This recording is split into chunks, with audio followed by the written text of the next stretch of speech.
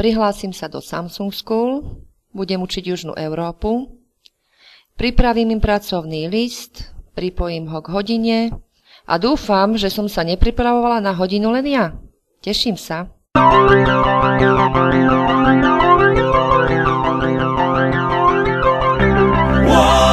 Samsung School vám zlepší deň.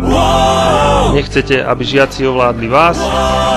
Ovládnite ich tablety. Deň v škole na dotyk v Bošanoch. Sledujte teraz.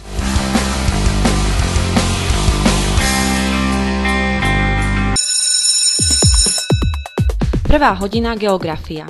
Žiaci po prihlásení do vyučovacej hodiny si otvorili pripravený pracovný list. Prvou úlohou je nakresliť Apeninský poloostrov. Učiteľka Danka kontroluje prácu žiakov, vidí všetkých na svojom tablete. Ak niekto pekne pracuje, dostane pečiatku. A už prichádzajú prvé hotové práce. Tie treba skontrolovať, opraviť, ohodnotiť a odoslať žiakovi.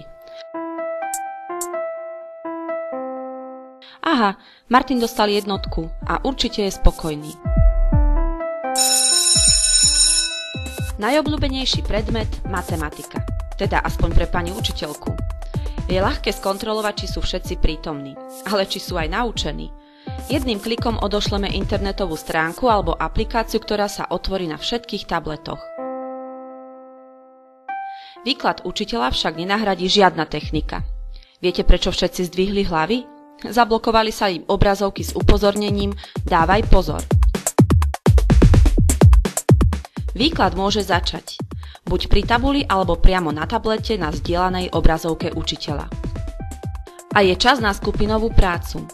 Vytvoríme skupiny po 4 žiakoch. Žiaci sa nepresadajú, spojení sú cez tablety. Vedúci skupiny rozdelí prácu medzi členov, potom ju skontroluje a odošle učiteľovi. Na konci hodiny chvíľka zábavy.